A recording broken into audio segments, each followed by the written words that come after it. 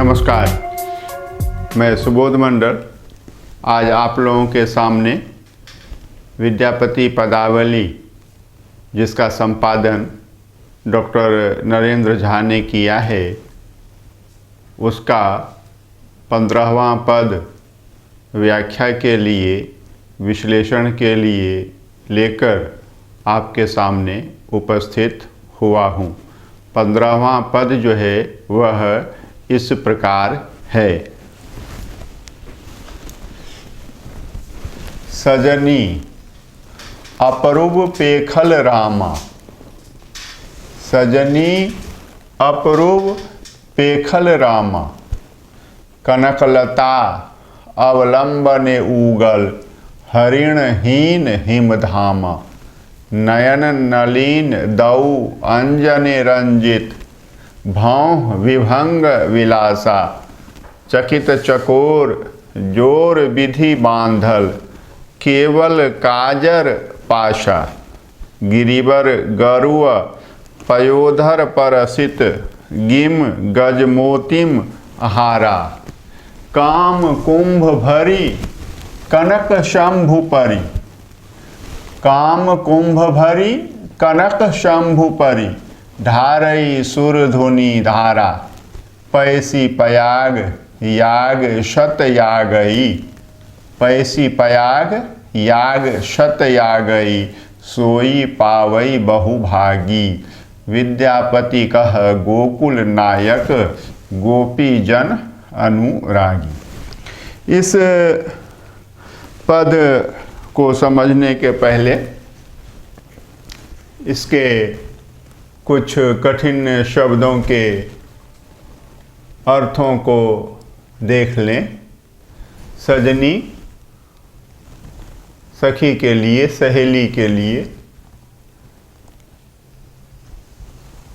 संबोधन के रूप में प्रयुक्त शब्द है।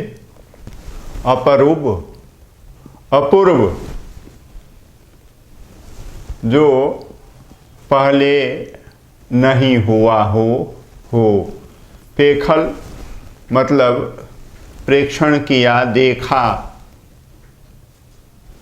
रामा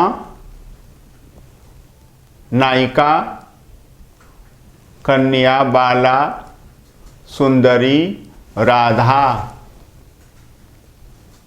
उसके लिए प्रयुक्त शब्द है रामा।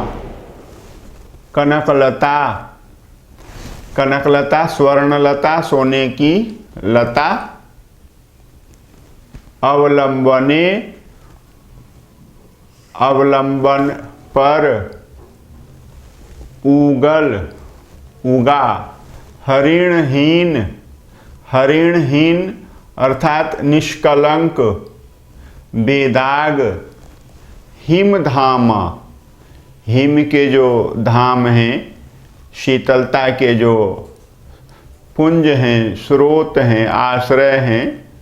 चंद्र, चंद्रमा।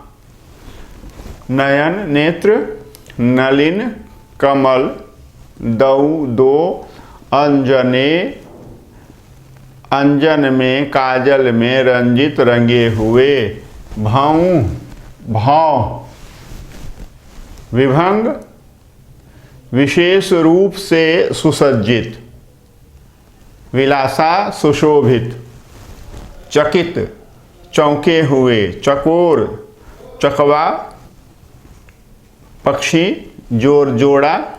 विधि मतलब विधि। ब्रह्मा विधाता, बांधल बांधा है। केवल सिर्फ, काजर काजल।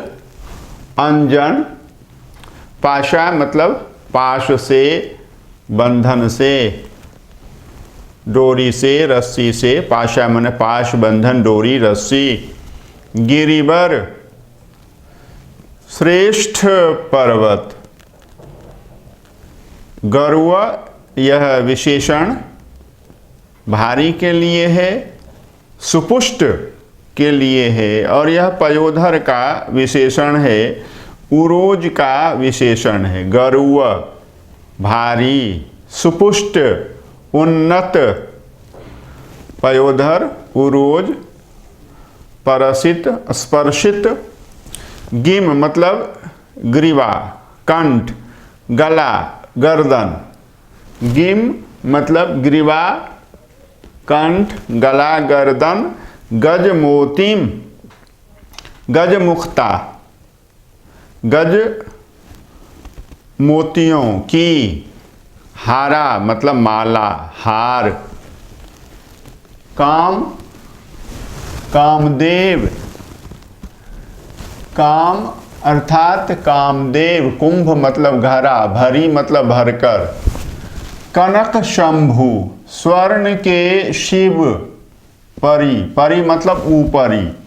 यह परी जो है ऊपरी का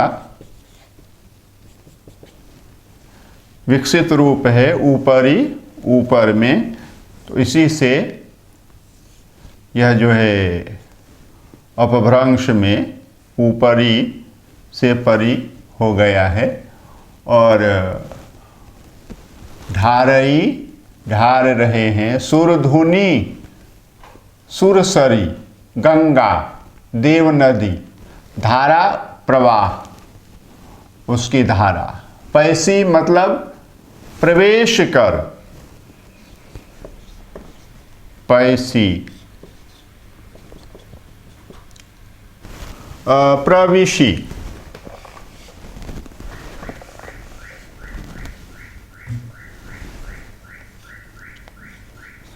प्रवेशी, प्रवेश कर। पयाग, पयाग जो है यह प्रयाग का, प्रयागराज का जो प्रसिद्ध और पवित्र तीर्थ स्थल है। याग मतलब यज्ञ, यज्ञ आदि। पवित्र कर्म। शत मतलब 100। यागई यज्ञ करता है, सोई। और यह सोई जो है सो अपी का अपभ्रंश रूप है। सो अपी, सहजोर अपी, सो अपी। वही, सोई मतलब वही। पावई प्राप्त करेगा, पाएगा। बहुभागी, बड़भागी, बड़े भाग्यों वाला, भाग्यशाली, सौभाग्यशाली। विद्यापति कह, विद्यापति कहते हैं गोकुल नायक, गोकुल के जो नायक हैं श्री कृष्ण हैं। गोपी जन अनुरागी, वे गोपी जनों के अनुरागी हैं।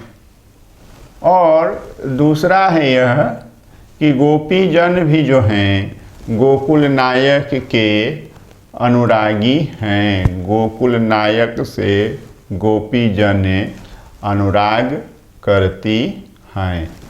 यह देखना है। यह पद देखा है हमने, इस प्रकार है। और इस पद में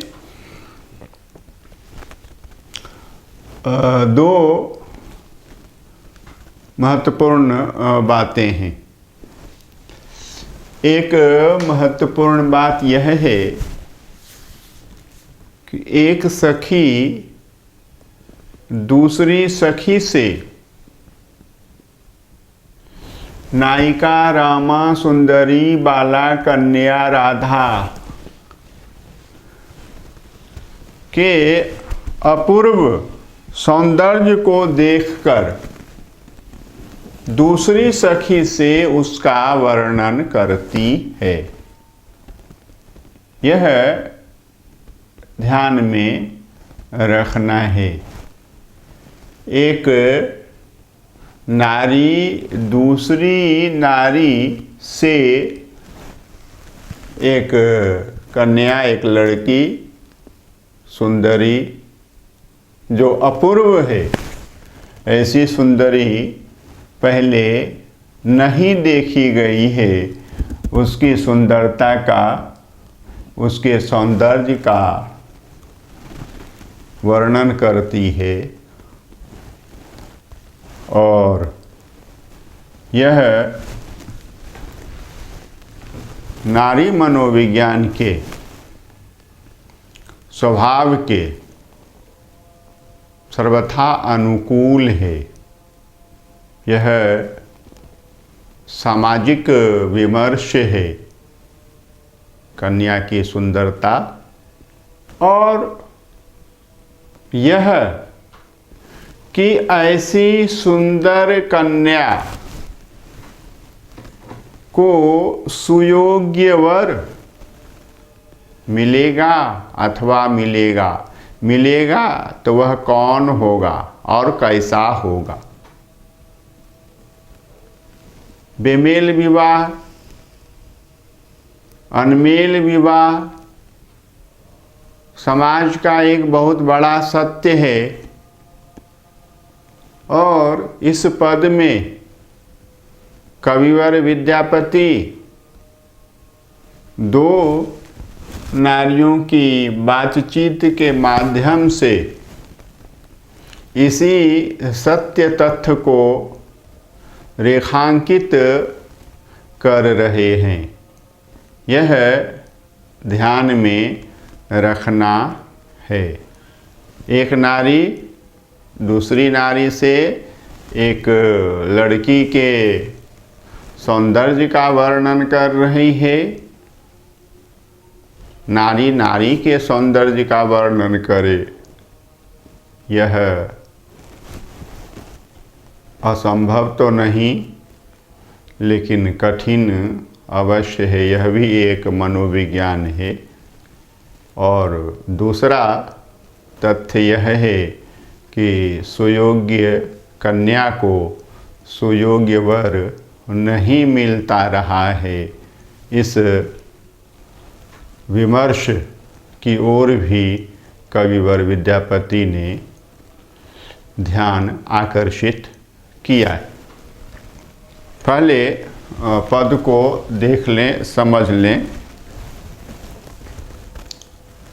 सजनी, हे सखी, हे सहेली, अपूर्व पेखल रामा, मैंने अपूर्व कन्या को, सुंदरी को, राधा को, नायिका को देखा, पेखल देखा। हे सजनी, मैंने अपूर्व सुंदरी को देखा, कन्या को देखा, बाला को देखा, राधा को देखा, नायिका को देखा।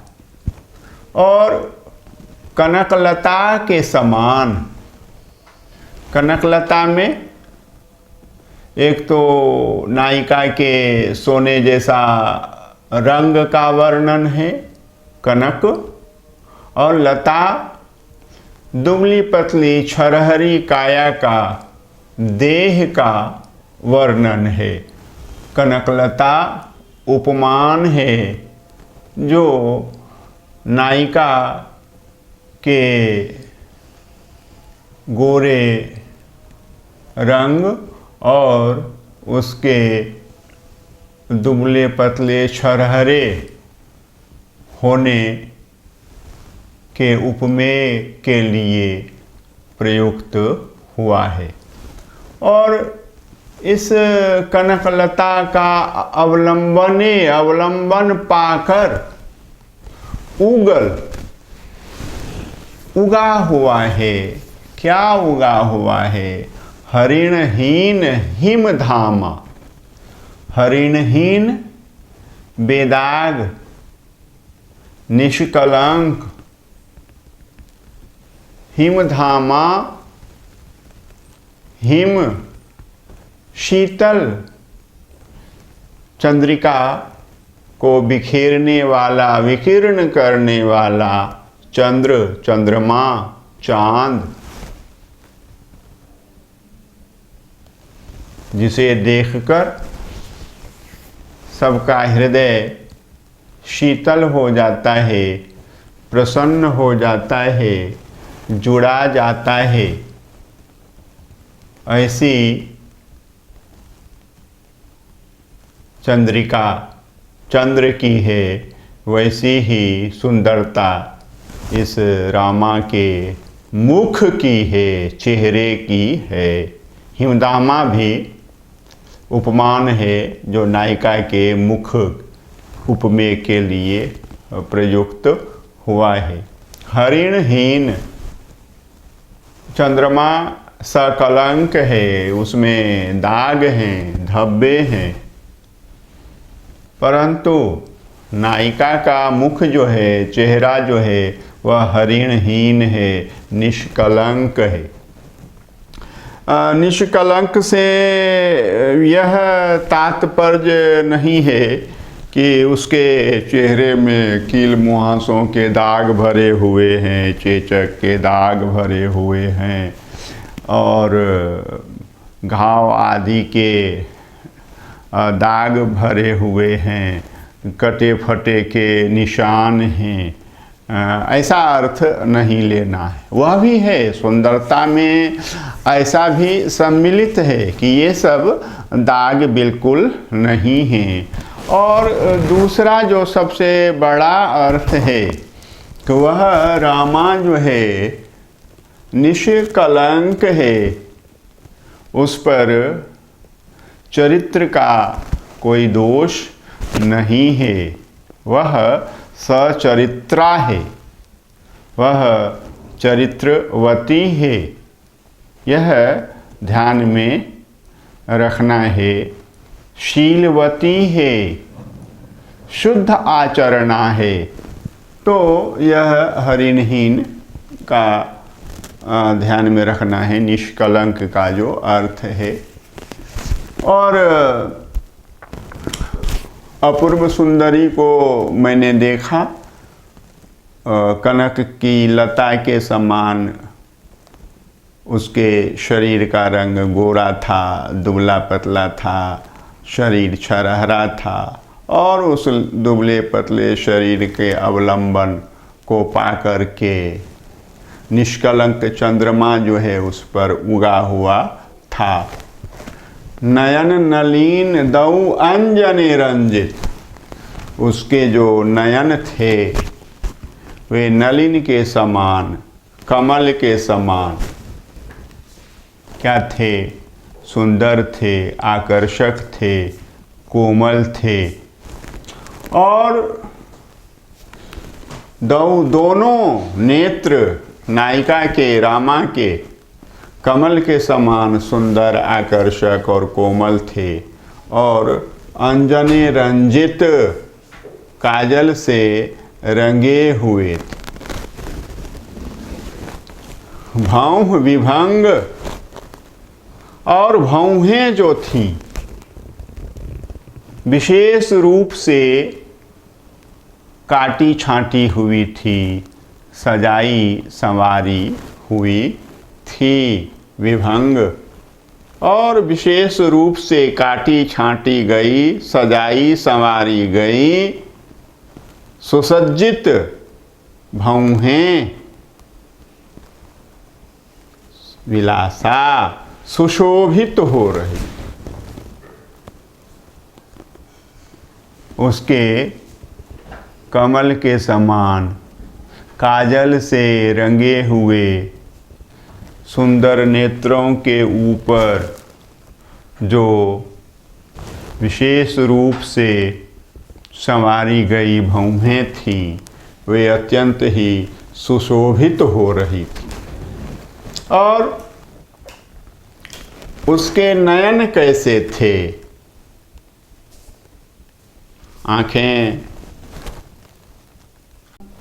आँखें जो हैं वे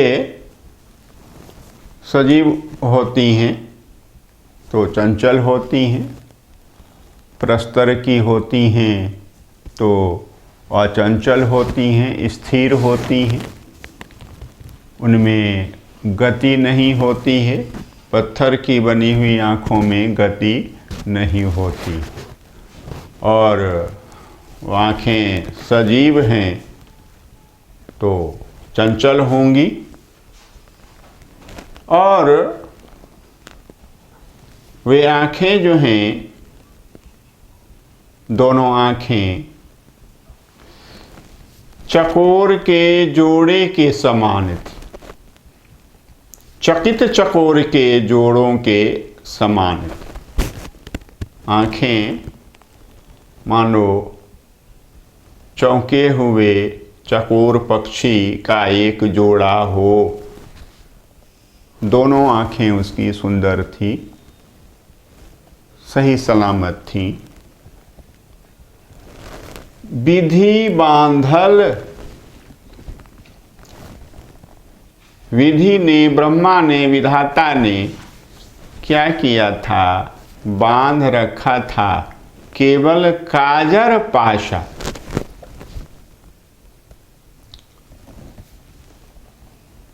उसकी दोनों चंचल आंखें चकित चकोर के जोड़े की तरह थीं, जिनको विधाता ने केवल काजर पाशा, काजल की डोरी से बांध रखा था। अगर ये आँखों में काजल की डोरी नहीं होती तो फिर हो सकता था ये चौंके हुए चकोर के जोड़े उड़कर भाग जाते। तो ये भाग नहीं पा रहे हैं, इसीलिए नेत्रयुग्म चकित चकोर के जोड़े, क्योंकि ब्रह्मा ने इनको काजल की डोरी से, काजल की रस्सी से बांध रखा है, केवल काजल की डोरी से बांध रखा। सुगमता से, कोमलता से ब्रह्मा ने केवल काजल की डोरी से चौंके हुए चकोर पक्षी के समान काजल से रंगे हुए उन दोनों कमल के समान कोमल और सुंदर आँखों को विधाता ने बांध रखा है। यह ध्यान में रखना है। डॉक्टर नरेंद्र झा ने काजर पाशा का अर्थ काली रस्सी लगाया है। काली रस्सी अर्थ जो है यहाँ समुचित नहीं प्रतीत होता है। काजल की डोरी ही अर्थ समुचित प्रतीत होता है। और गिरिवर गर्व पयोधर परसित, नायिका के गुरु भारी, सुपुष्ट, उन्नत, विकसित जो उरोज हैं, वे श्रेष्ठ पर्वत के समान हैं, सुमेरु पर्वत के समान। और गिम गजमोतिम हारा, और रामा के नायिका के गले में, गर्दन में, ग्रीवा में जो गजमोतियों की माला है उससे स्पर्शित हैं। नायिका के उन्नत उरोजों पर गले के गजमोतियों की माला वह विराजमान है। और कवि विद्यापति क्या कहते हैं कि मानो कामदेव ने काम कुंभ भरी कनक शंभु परी धारई सुरधुनी धारा। मानो कामदेव ने कुंभ भरकर, घड़ा भरकर कनक शंभु परी, स्वर्ण शिव के ऊपर स्वर्ण शिव अर्थात कनक जैसा रंग है नायिका का, और शंभु उरोज, स्वर्ण उरोजों के ऊपर कामदेव जो हैं घड़ा भरकर धारई सुरधुनी धारा, गंगा की धारा को धार रहे हैं, प्रवाहित कर रहे हैं। पर्वत से जैसे गंगा की धारा बहती है, तो उसके नायिका के उन्नत वक्ष प्रदेश पर जो श्वेत गजमोतियों की माला है, वह वैसी ही प्रवाहमान गंगा की तरह प्रतीत होती है।